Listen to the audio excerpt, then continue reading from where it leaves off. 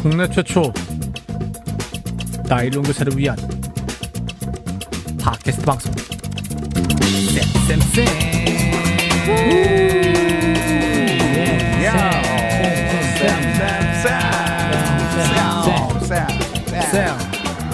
반갑습니다. 반갑습니다. 얼굴들이 좋아 보입니다. 얼굴이 좋아 보여. 잘 지냈나봐. 어떻게 지냈었습니까? 요즘 일한다고 진짜 빡쳐 죽겠구만. 뭐 또 좋다 카노. 아니 살쪘다고. 누가 살 뒤뚝 쪘어 아주 그냥. 예. 맞습니다. 우리 조은 쌤, 예, 유난히 살쪄 보이네요 오늘따라. 예. 뭐 찌는 아닌가봐. 저는 이따 얘기하겠지만 살 빠졌거든요. 예, 조은 쌤 어떻게 어쩌다가 살찌셨어요? 예, 저는 요즘 거의 90kg대 육박하고 있습니다, 제가. 아이고야. 장난 아니네. 아니, 딱 봐도 그래 보입니다 지금. 그렇죠. 이게 지금 조금만 더 있으면 한 90kg 넘지 않을까 하는 생각이 염려가 되고, 이 코로나 시대 때 가장 큰 피해자 아닌가 싶습니다 지금.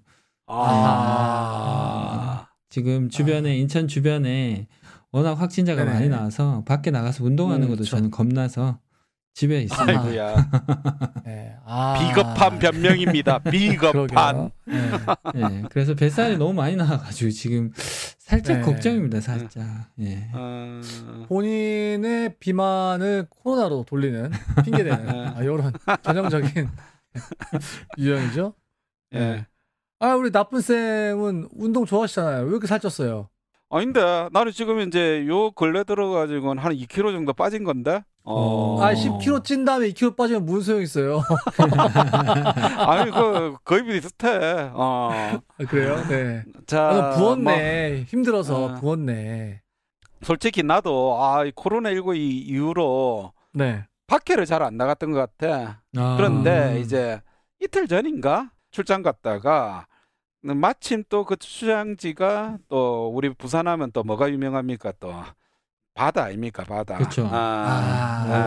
그래갖고 오랜만에 이제 출장지하고 이런 게 조금 겹쳐가지고 차 좀 세워놓거나 해변가를 한번 딱 걸었는데, 야, 옛날에는 느끼지 못했던 그런 또 평안함이 있더라고. 워낙에 요즘에 나이 들었어. 나이 들었어. 아이 요즘에 사람들이 밖에를 안 나오잖아. 그쵸. 나도 그래서 밖에를 안 나갔다가 오랜만에 바닷가를 딱 보면서 이렇게 한 10분 정도 걸었나? 걸었는데, 야, 이 바다를 보면서 좀 감동이 참 밀려오더라. 이렇게 걸을 수 있다는 게 얼마나 행복한 건가, 이런 생각을 하면서 좀 그거를 오랜만에 한번 느꼈던 것 같아요. 이런 감동적인 얘기를 하는데 또 그 먼 산만 보고 있는 이상한 쌤은 또 뭐 하면서 또 이상한 짓거리 하면서 살았습니까? 또? 아니, 별로 그 나쁜 쌤하고 별로 어울리지 않는 얘기여가지고 제가 공감이 잘 안 돼가지고. 쉐이 진짜. 고맙습니다. 욕해주셔서. 네, 저는 뭐 알다시피 뭐 이렇게 이상한 짓거리 하면서 살고 있는데요. 요즘에는 제가 좀 런을 좀 하고 있어요. 런, 달리기. 그래서 본인은 살 빠졌다. 그러니까. 그 얘기하고 싶어서 우리를 공격했구나. 그래서 제가 살도 조금 빠졌고요. 무엇보다 살 빠진 것보다는 이제 그 체지방량이 좀 줄고 근육량이 좀 는 거. 요게 좀 좋아진 것 같아요. 그래서 열심히 좀 달리기 하고 있는데요. 달리다 보니까 다리가 좀 또 아파가지고 또 병원도 갔다 오고 병원 갔다 왔는데 별 이상 없다 그래가지고 열심히 뛰어야겠습니다. 있겠네. 실수 있었는데 아깝다. 코로나 시대가 되니까요. 그 실내 운동을 아무래도 많이 못 하시니까 지금 그 전국적으로 런 그다음에 사이클 인구가 굉장히 늘어났어요. 굉장히 늘어났어요. 네. 그리고 또 집에서 이제 그 유튜브 보면서 이제 홈트 하시는 분들 굉장히 늘어나고. 그렇죠. 많죠. 네, 요즘에 그런 게 참 많이 늘어나는 것 같습니다. 그 홈트 하실 때, 런 하실 때 저희 방송 들으면 딱 좋습니다. 좋죠.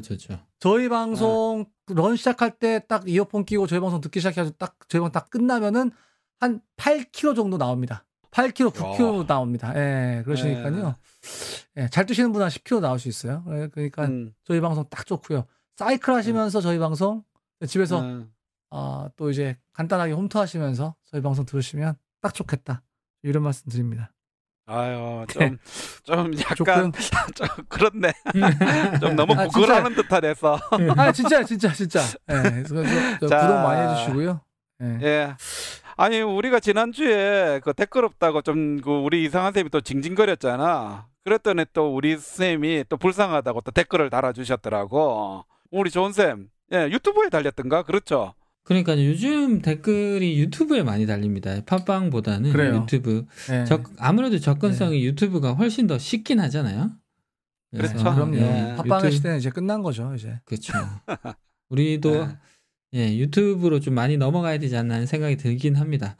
여하튼 지난 방송 교사 내면아이 2번째 이야기 듣고 김현희 선생님이 댓글을 달아주셨는데요.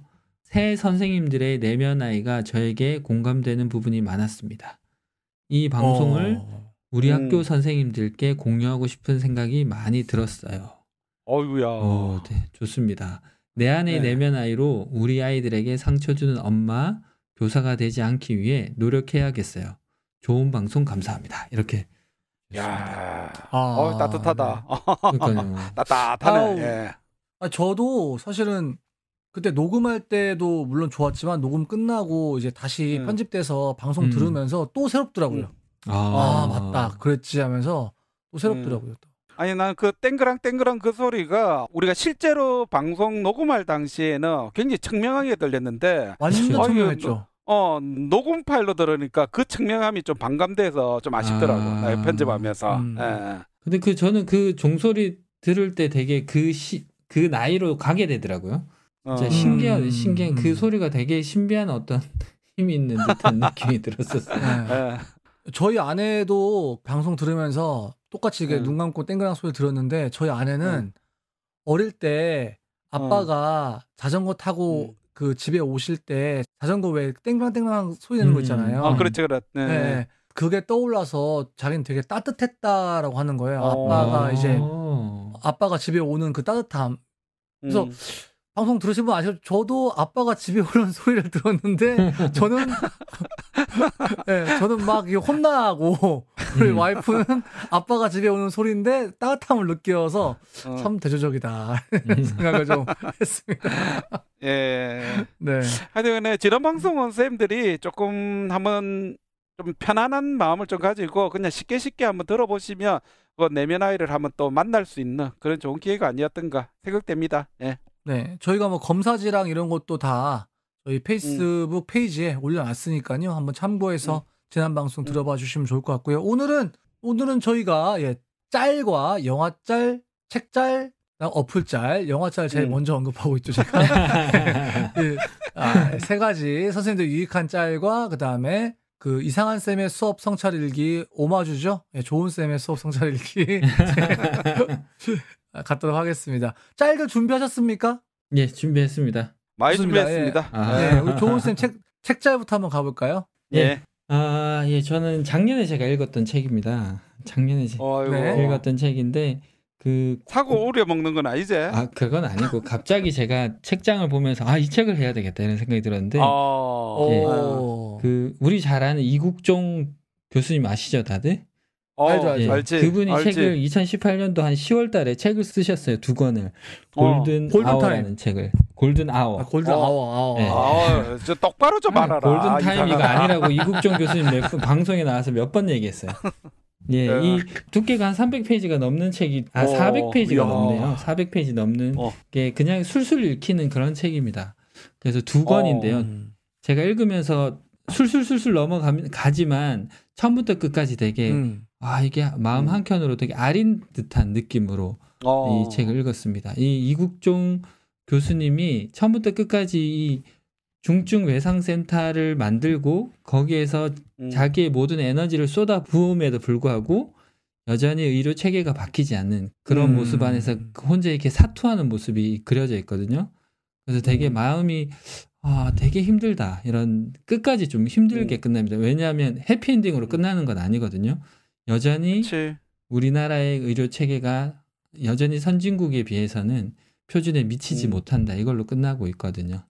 그리고 이거 끝나고 나서 작년에 그랬죠. 중증외상센터에서 물러나셨죠. 본인이 스스로. 그렇지. 예, 그런 일도 있었습니다. 책을 딱 펼치면 이분이 정경원에게 이렇게 써 있습니다. 정경원. 아, 같이 근무했던 그분. 예. 정경원에게라는 쓴 것은 본인의 수제자, 그러니까 본인의 오른팔이죠. 오른팔인 좀 자기보다 좀 어리신 분한테 이 책을 썼다고 합니다. 그 이유는 자기의 힘든 것, 자기가 걸어갔던 길들을 오롯이 정경훈이라는 사람이 같이 걸어가고 있거든요. 여전히 지금도 아이고야. 같이 걸어가고 있고 이국종 교수가 지금 사표를 냈을 때도 여전히 그 자리를 지키고 있는 사람이 정경원 이 교수입니다. 그래서 와. 굉장히 힘든 시절을 같이 겪어가고 있는 분이고 이분이 원래는 부산으로 내려갔어야 되는데 이국종이 너 가지 마라 나하고 같이 일하자 이렇게 잡아서 이 책에 이름을 써주는 거 아닌가 하는 생각이 듭니다.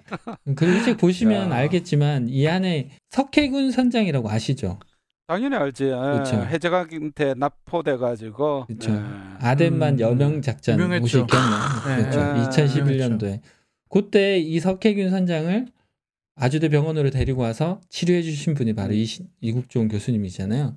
근데 그렇죠. 그때 있었던 에피소드 일화들을 자세하게 써놓으셨어요.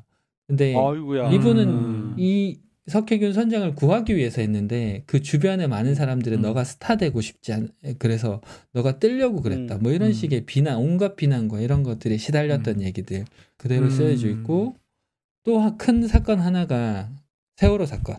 아, 예. 세월호 사건에 이분이 닥터 헬기를 타고 세월호 현장에 가셨어요. 팽목항에 가셨는데 그 주변만 맴돌다가 헬기는 내려라.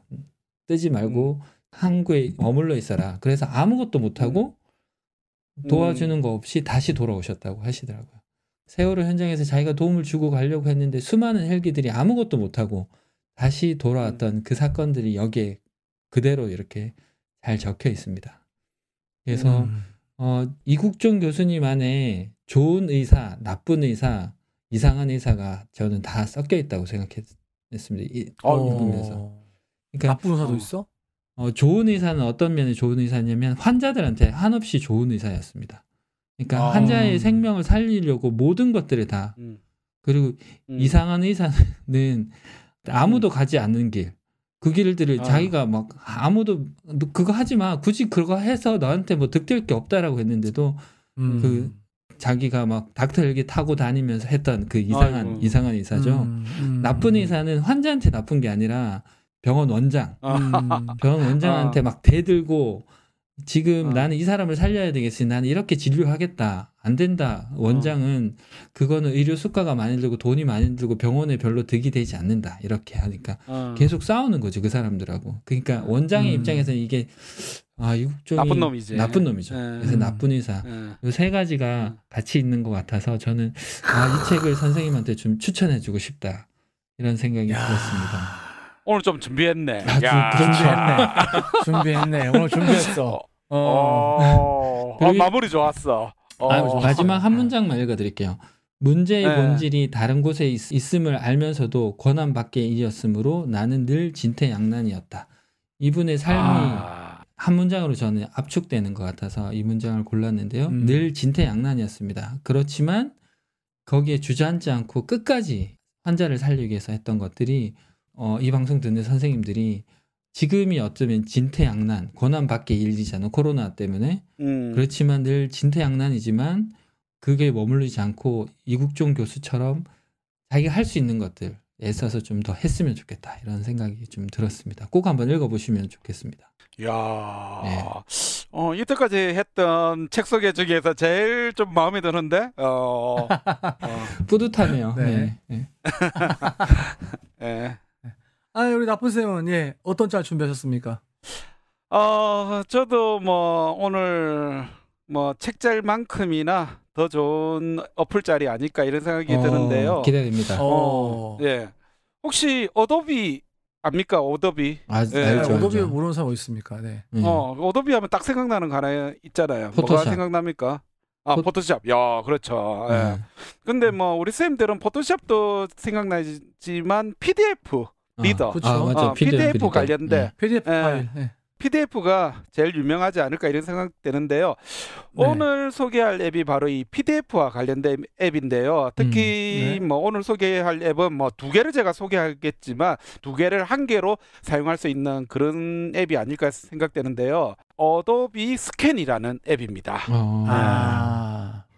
뭐 아시는가 봐요, 이상한 쌤은. 예. 알죠. 예, 말 그대로 어도비에서 만든 스캔 앱인데요. 솔직히 제가 과거에 스캔 관련 앱은 몇 개를 소개시켜 드린 적이 있었어요. 맞습니다. 대표적으로 마이크로소프트사에서 만든 뭐 오피스 렌즈. 사실 이게 네네. 제일 뭐 스캔 앱 중에서는 제일 유명하지 않을까 이런 생각이 드는데요. 그런데 네네. 이런 대표적인 앱이 있는데도 불구하고 제가 어도비 그 스캔이라는 앱을 소개시켜 드리는 이유는 이 앱만이 가지는 정말 큰 특징이 하나가 있어요. 그 특징은 뭐 제가 좀 차차 소개시켜 드리도록 하고요. 우선 뭐 구글 플레이라든지 애플의 앱스토어에서 뭐 앱을 설치하고 실행하면 이제 어도비 스캔에서 이제 문서를 스캔할 수 있는 그런 상태가 됩니다. 네. 뭐 다른 스캔 앱과 마찬가지로 어도비 스캔도 뭐 화이트보드라든지 문서라든지 명함 이런 다양한 스캔이 가능한데요. 사실 뭐 앱을 사용하는 방법은 뭐 다 너무 쉽게 아실 거예요. 문서나 뭐 책의 일부분에다가 뭐 카메라를 이제 갖다 대면 지가 알아서 촬영하게 되고 그래서 그쵸. 스캔 영역을 설정하게 되는 이거는 그쵸. 뭐 너무 쉽게 아실 건데 어떻게 보면 여기까지 제가 설명을 드리면 뭐 일반적인 스캔 앱과 뭐 동일할 근데 뭐 이렇게 뭐 다르다고 얘기하느냐 이렇게 생각되는데 큰 차이가 있어요. 오피스 렌즈보다 안 좋은 점이 큰 차이가 하나 있어요. 안 좋은 점? 무슨 소리야? 먼저 안 좋은 점부터 제가 뭐지? 얘기 드리는 거는 내가 좋다고 해놓고 왜 안 좋은 점을 얘기하느냐. 이 안 좋은 점이 있음에도 불구하고 쓸 필요가 있다. 그걸 강조하기 위해서 설명을 드리는 건데 예를 들어서 오피스 렌즈 같은 경우에는 문서가 좀 가로 세로가 좀 삐뚤하게 이제 스캔이 되더라도 지가 알아서 어떻게 해주느냐. 직사각형이라든지 이렇게 만들어줘요. 예, 맞아요. 그런데 얘는 그렇게 안 만들어줘요. 그냥 찍으면 그 찍은 그대로 끝나는 거예요. 그러다 보니까 이거 뭐야 이렇게 생각할 수도 있을 건데 어도비 스캔을 사용하면 제일 좋은 점 첫 번째 뭐냐면 문서를 찍자마자 그게 PDF 파일로 만들어준다는 거예요. 그래서 뭐 스캔된 문서를 각종 SNS에 전송한다면 다른 추가적인 앱 없이도 바로 확인이 가능할 수 있는 뭐 그런 장점이 있는 거죠. 그런데 사실 PDF 만들어준다는 게 그리 큰 장점은 아닐 거예요.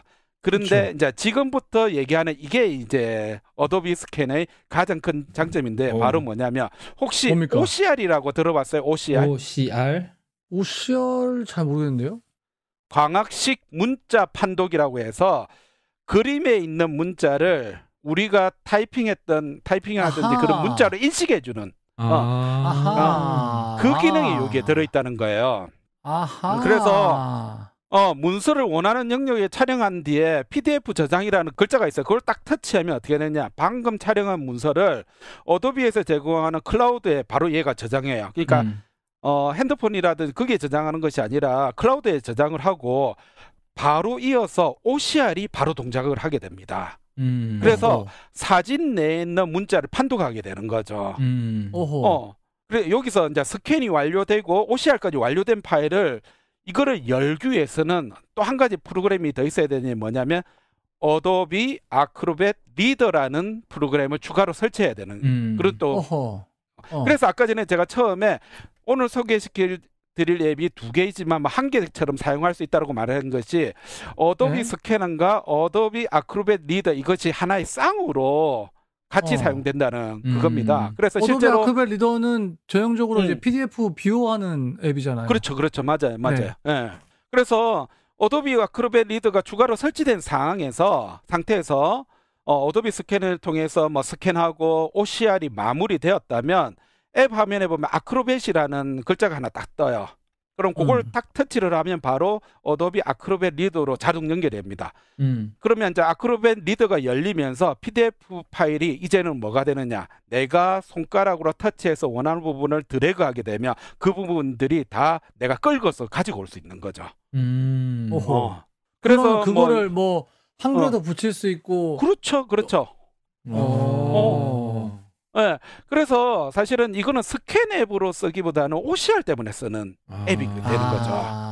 예. 그래서 제가 이제 앞서서 뭐 오피스 렌즈라고 있는데 왜 이 굳이 사용하느냐, 오피스 렌즈보다 안 좋은데 왜 하느냐, OCR 때문입니다. 실제로 제가 이 OCR 된 것을 제가 드래그해서 원하는 부분만 이렇게 발체를 간혹가다 쓰거든요. 그런데 제가 보니까 한 95% 전후 인식률이. 그러니까 100자를 쓰면 한 5, 6자는 좀 틀려요. 근데 그거는 사람이 그냥 좀 수정해 주면 돼, 읽으면서. 그래서 한 95% 정도는 제가 보니까 거의 한글을 다 인식하는 것 같더라고요. 그래서 저 같은 경우는 예를 들어서 뭐 문서에 있는 내용 타이핑하기 싫잖아요. 그러면 이걸로 탁 찍어가지고 OCR 한 다음에 그걸 컨트롤 C, 컨트롤 V 해가지고 틀린 글자만 좀 수정하는. 그렇게 하니까 생각보다 꽤 편리하게 사용할 수 있더라고요. 그래서 선생님들이 이거 이제 논문 베껴 쓰고 레포트 베껴 쓰기에 딱 좋은 앱이군요. 그렇죠. 베껴 쓰는 게 아니라 인용하는 거죠. 네. 인용. 그렇지. 베껴 쓰는 겁니다. 뭘 또, 이거 다 해봤으면서 뭘 또. 네. 그렇죠. 사실 이제 전문적인 스캐너 있잖아요. OCR이 가능한 스캐너, 이거 돈이 굉장히 비싸요. 근데 핸드폰 하나만 가지고도 이 간단하게 OCR을 쓸 수 있다는 그런 장점 때문에 우리 선생님들한테 좀 소개시켜 드리고 싶었습니다. 예. 예, 감사합니다. 저도 지금 바로 한번 설치하겠습니다. 네. 예. 우리 이상한 쌤은 무슨 영화 예. 해주실 오늘 겁니까? 제가 소개해드릴 교육 영화는요, 다름 아니라 모나리자 스마일이라는 작품입니다. 혹시 들어보셨습니까? 처음 들어봅니다. 모나리자 스마일. 네, 처음 들어봅니다. 이렇게 참 수준 떨어져. 저기 주연 시꺼 배우는요. 모르면 다 수준 떨어진단다. 아니, 주연 배우 들으면 다 알아. 줄리아 로버츠입니다. 오. 줄리아 로버츠. 줄리아 로버츠 알죠? 네, 줄리아 로버츠 주연의 영화인데요. 아마 모나리자 스마일이라는 이 영화를 안 보셨어도 무슨 뭐 소위 무슨 뭐 혁신학교 연수라든지 혁신교육 연수 같은 데 보면은 강사들이 이 모나리자 스마일에 나오는 앞장면을 굉장히 많이 인용을 해요. 네, 어떤 장면이냐 하면은 청취자분들 아마 이 장면 말씀하면은 이제 그거 이렇게 하실 수 있어요. 대학교에서 미술사 수업을 하는데 줄리아 로버츠가 교수로 가요. 교수로 가서 학생들 앞에서 거기가 여대예요. 이 여대가 굉장히 유명한 여대인데 우리나라로 치면은 뭐 이화여대쯤 되는 미국 동부의 웰슬리 대학교라는 그런 여학교입니다. 거기에서 이 서부에서 온 줄리아 로버츠가 강의를 하는데 무슨 말만 하면 애들이 답을 다 얘기해. 다 알아. 어이구야. 또 슬라이드에서 그림을 보여주면은 누구 작품 몇 년도, 누구 작품 몇 년도 다 얘기해. 애들이. 그래가지고 똑똑하네. 설명을 못해. 설명하려고 하면 애들이 다 끼어들어가지고 말 툭툭 다 하고 자기 할 말 다 해버려. 그래가지고 애들이 더 할 얘기 없으면 우리 자율학습하겠다고 하면서 교실을 나가버려. 한마디로 이 서부에서 온 어떻게 보면 이제 약간 뜨내기 이 교수를 콧대 높은 여대생들이 완전 이제 멜라버리는 거죠. 표현이 좀 적절하지 않습니다만은 어떤 건지 아시겠죠? 그러니까 약간 미국 그걸 이해하실 필요가 있는데 미국의 동부는 이제 날씨가 안 좋잖아요. 그래서 거기는 굉장히 학구적이고 이제 영구적인 그런 동네고 서부는 날씨가 되게 좋잖아요. 그래서 거기는 좀 뭐랄까 좀 밝고 잘 놀고 뭐 이런 분위기. 한마디로 이제 우리나라 치면 이게 똑똑한 여대생들이 새로 들어온 여 교수를 완전 이게 한 거야. 보니까 교재 내용을 한 학기 할 교재 내용을 애들이 이미 다 간파를 다 했어요. 아이고야. 그런데 그 다음 시간에 이 교수가 맘먹고 새로운 그림을 막 보여주는 거예요. 그러니까 애들이 막 책을 막 뒤지겨. 책이 없거든. 저 그림이. 그러면서 얘들아 이 그림은 예술품일까 아닐까? 뭐 이런 질문 하는 거야. 그림이 약간 좀 뭐 허접하거든요. 허접한 게 아니고 좀 이상해요. 추상화야, 추상화. 그러니까 애들이 막 저거는 뭐 발로도 그리겠다. 저건 예술품 아니다. 무슨 소리냐? 저건 예술품이지. 누가 그렸냐? 유명한 사람이 그린 거 아니냐? 유명한 사람이 그리면 예술품이냐? 뭐 그럼 네가 그리면 예술품 되겠네? 막 애들 막 그런 얘기 하는 거예요. 갑자기 애들이 사고가 막 확장되기 시작하는 거예요. 막. 그러면서 자기 엄마 사진을 딱 보여줘요. 엄마 사진을 보여주면서 유명한 사진 작가가 찍은 게 아닌 거죠. 근데 이거는 예술품이냐? 아니라고. 좀 유명한 사진작가 예술가가 찍은 게 아니니까 아니다. 그러니까 아니다. 좀 예술품이 맞다. 막 이렇게 얘기하면서 애들 사이에서 막 토론이 막 이루어져요.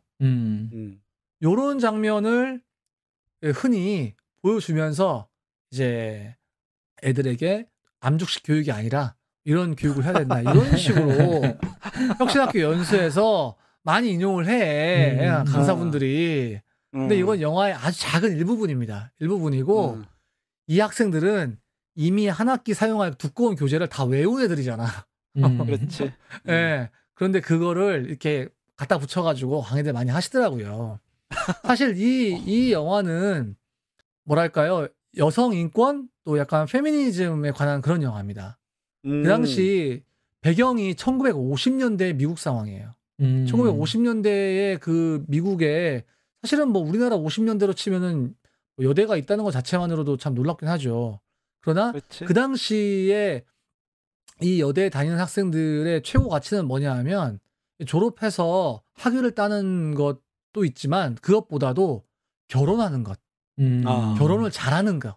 네. 그래서 대부분의 학생들이 졸업 전에 한마디로 20대 초반에 대부분의 다 결혼을 하는. 사실 뭐 우리나라 60, 70년대 생각해봐도 그러지 않습니까?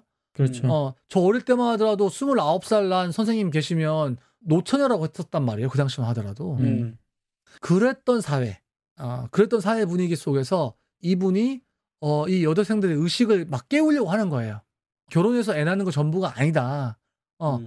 그래서 심지어는 이제 굉장히 능력이 뛰어나고 굉장히 똑똑하고 한 학생들이지만 그래서 좋은 대학원에 합격을 했음에도 불구하고 그냥 결혼하기를 선택하는 이런 삶에서 그래서 마치 이제 미국 상류층 안주인을 육성하는 그런 신부학교와도 같은 그런 학교에서 균열을 내는 역할을 하는 것이 줄리아 로버츠의 역할이 된 거예요. 그래서 많은 학생들이 또 줄리아 로버츠를 따르고 그럼에도 불구하고 좀 학교의 변화, 학생들의 변화는 일어나지만 학교의 변화를 일어나지 못하고 또 학교를 떠나는 그러면서 이제 마지막 장면에서 학생들이 이제 다 자전거를 타고 이제 선생님 그 따라가면서 하는 그런 장면이 아주 멋있는 그런 영화입니다.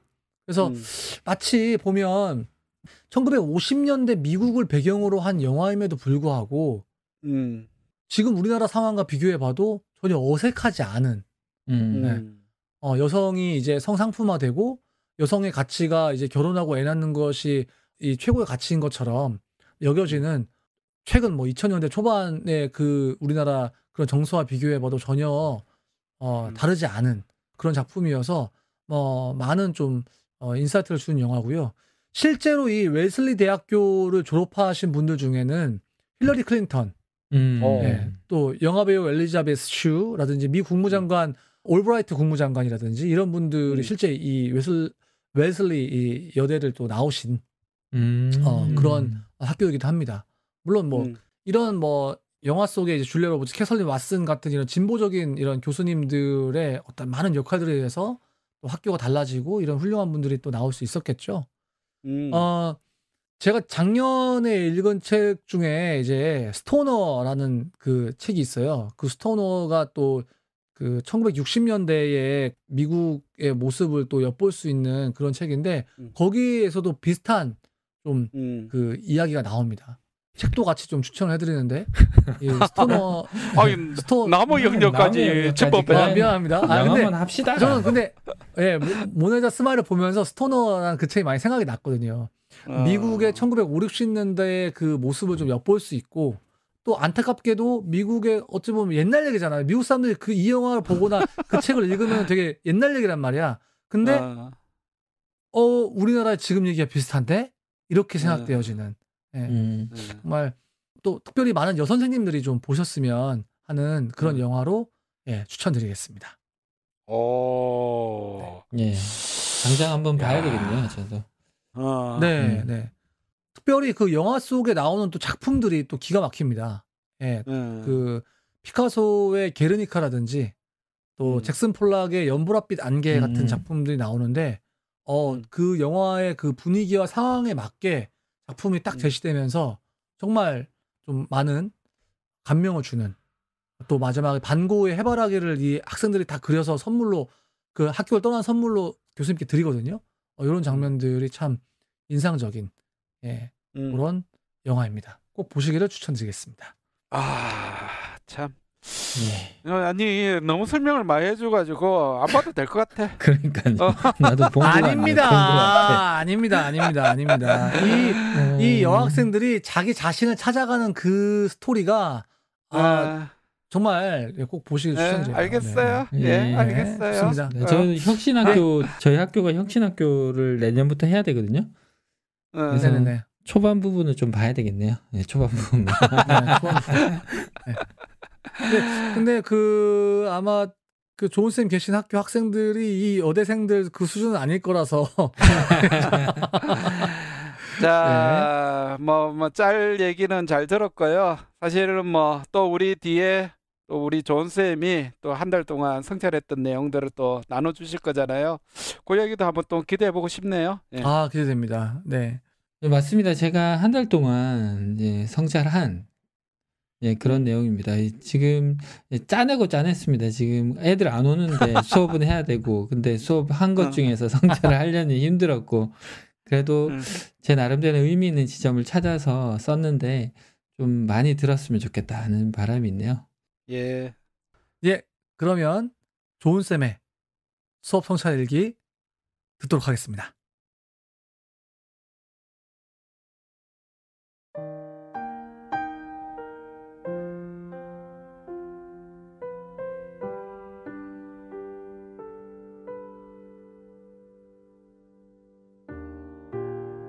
좋은 쌤의 수업 성찰 일기.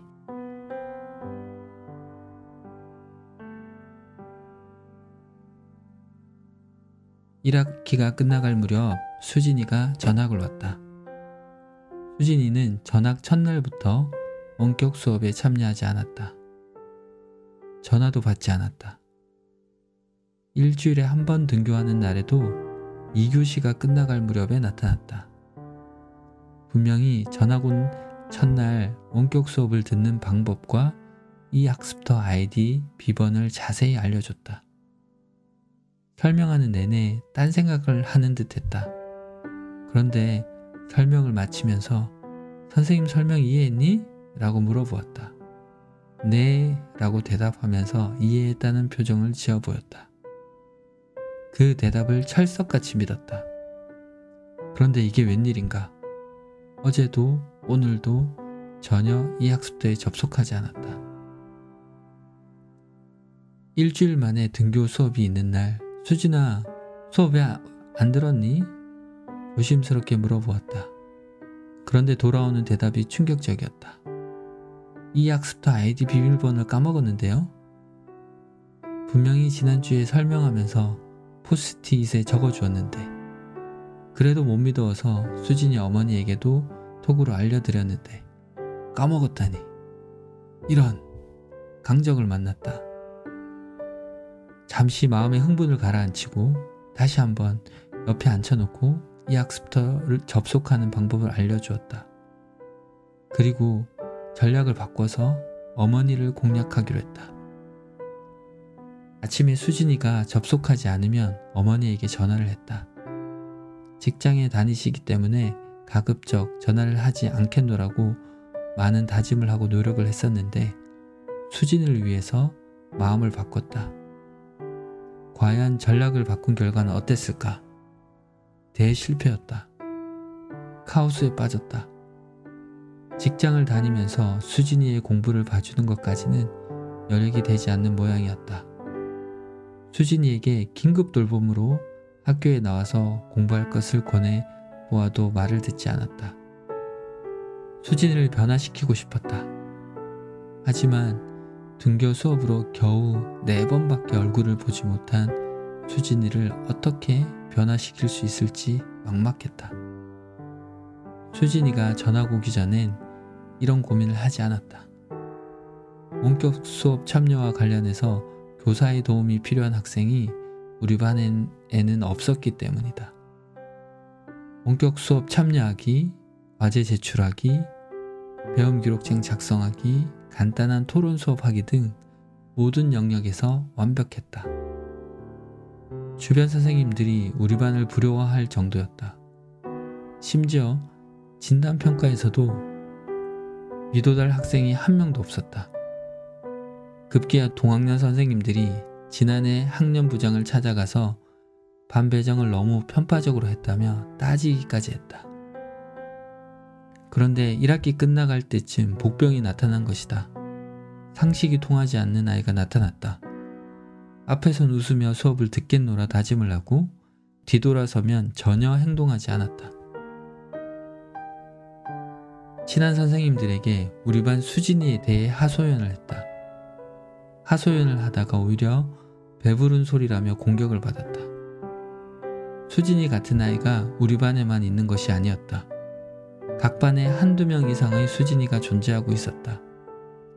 일주일 내내 수업을 듣지 않고 있다가 등교 수업 전날 밤에 한꺼번에 몰아듣는 아이, 하루 종일 게임에 빠져서 수업을 듣지 않는 아이, 하루 수업 듣고 하루 자체 방학하며 쉬는 아이, 담임의 연락을 피하고 있다가 등교 수업에만 나타나는 아이. 수업을 듣지 않아 부모에게 전화했더니 너무 복잡해서 공부 봐주기 힘들다며 담임에게 오히려 폭풍 짜증내는 학부모 등 아주 다양한 수진이가 있었다. 갑자기 찾아온 전면 원격 수업. 8월 15일을 기점으로 수도권 학교가 전면 원격 수업으로 전환되었다. 2학기도 아이들 없이 맞이하게 되었다. 교실이 또다시 텅 비었다. 원격 수업에 지친 아이들을 위해 특별히 사탕 뽑기 기계를 샀다. 등교 수업 확대를 기대하면서 아이들과 재미있는 수업을 만들기 위해 새로운 수업 도구도 마련했다. 그런데 갑자기 아무 소용이 없어졌다. 허탈했다. 옆반 선생님은 코로나 블루를 호소하셨다. 대면 수업이 줄어들어 학생들을 만날 수 없게 되면서 교사로서의 정체성의 혼란과 무력감을 느낀다고 했다. 전면 원격 수업 소식을 듣고 제일 먼저 우리 반 수진이가 떠올랐다. 그나마 하루 등교 수업으로 집에서 어떻게 지내는지 학습은 어느 정도 따라오는지 체크가 되었는데 그것마저 어려워졌다. 교사로서의 무력감이 찾아왔다. 교육부 설문조사에서 교사 10명 중 8명은 올 1학기를 거치면서 학생 간 학습 격차가 심화됐다고 생각하는 것으로 나타났다. 수진이가 이대로 방치되면 학습 격차가 벌어지는 것은 불을 보듯 뻔하다. 마음이 급해진다. 원격 수업이 지속되면서 처음에는 콘텐츠와 디바이스 등의 에듀테크에 대한 관심이 높았다. 하지만 1학기를 보내며 이에 대한 갈증이 어느 정도 해소되기 시작하면서 학습 격차에 대한 문제의식이 높아지기 시작했다. 지난 8월 15일 교육부에서 이러한 우려의 목소리에 응답하기 위해서 교육안전망, 학습안정망 강화 방안을 발표했다. 또한 2학기가 시작되면서 여기저기에서 코로나19 시대에 찾아온 새로운 유형의 학습 격차를 어떻게 극복할 것인가에 대한 논의가 이루어지기 시작했다. 그렇다면 학습 격차를 줄이기 위해서 수진이를 어떻게 도울 수 있을까? 성경에 보면 한 목자가 99마리의 양을 들판에 남겨두고 잃어버린 한 마리의 양을 찾을 때까지 찾아다니는 유명한 비유가 나온다.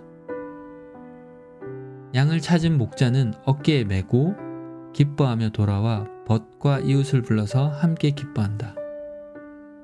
여기에 나오는 목자를 교사로 바꿔보자. 교사는 원격 수업 시대에 수업을 잘 따라오는 29명의 아이를 이 학습터에 남겨두고 이 학습터를 떠나 방황하고 있는 잃어버린 한 명의 아이를 찾을 때까지 찾아다닌다. 그리고 잃어버린 한 명의 학생을 찾은 교사는 기뻐하면서 돌아와서 동료들과 함께 기뻐한다. 여기에 등장하는 목자의 마음과 교사의 마음이 별반 다르지 않다고 생각한다. 나는 잃어버린 한 명의 아이를 찾기 위해서 2학기 수업에 어떤 변화가 필요할까? 곰곰이 생각해본다. 학습 동기가 결여된 채 온라인 사각지대에 놓여있는 수진이에게 어떻게 학습 동기를 부여하고 이 학습도 공간 안으로 들어오게 할 수 있을까? 고민이다.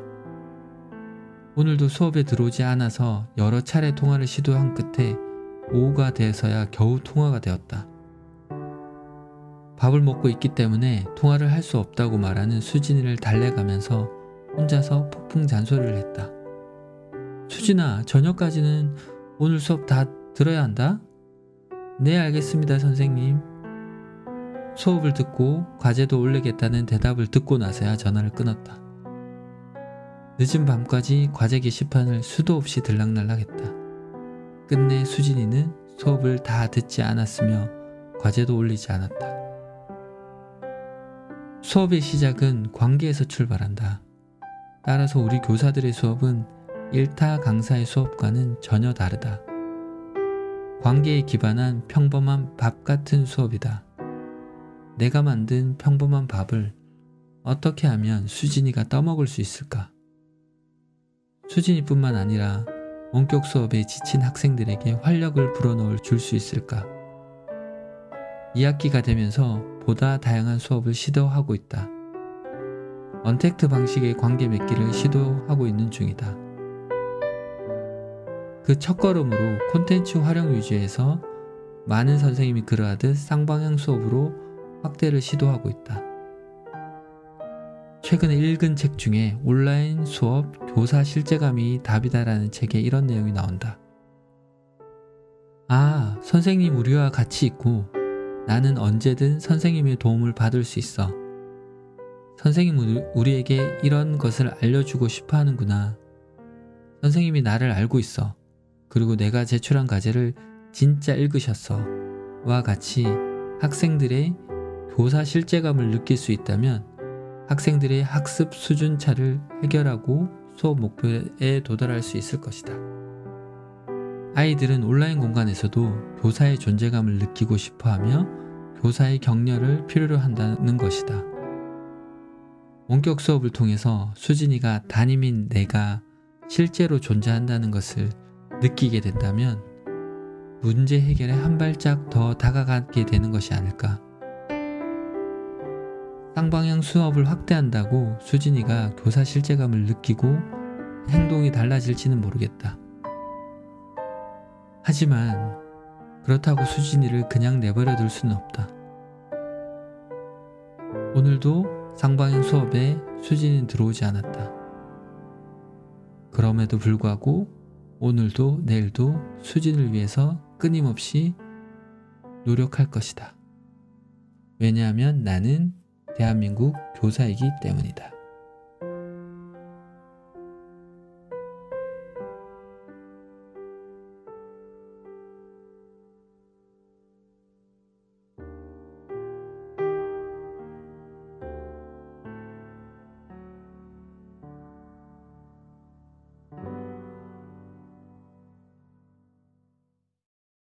예, 여러분 잘 들으셨나요?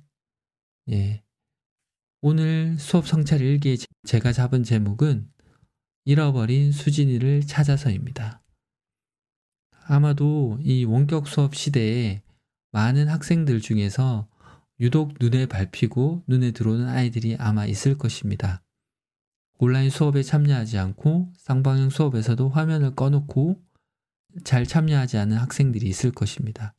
그리고 점점 학습 격차가 벌어지는 학생, 그런 수진이와 같은 학생들이 아마 선생님들 교실에도 있을 거라는 생각이 듭니다. 저도 이 수진이를 만나면서 교사 존재로서 많이 무너지는 경험을 했었는데요. 아마 이 시대를 살아가고 있는 선생님도 아마 그런 경험을 하고 계시리라 생각합니다. 그럼에도 불구하고 우리가 교사이기 때문에 이 잃어버린 한 명의 수진이와 같은 학생들을 놓치지 않고 이 학생들의 학습 격차를 어떻게 할 것인지에 대한 고민이 올 한 해가 갈 때까지 끊임없이 계속될 거라는 생각이 듭니다. 선생님들 지금 하는 것보다 조금 더 한 발 더 내딛고 조금만 더 그 잃어버린 수진에게 손 내미는 그런 선생님이 되었으면 좋겠습니다. 그러면 제가 성찰 질문 2개 하고 마치도록 하겠습니다. 첫 번째, 코로나19 시대에 교실에 있는 잃어버린 한 명의 학생이 선생님에게 어떻게 다가옵니까? 두 번째, 수진이와 같은 학생을 어떻게 도울 수 있을까요?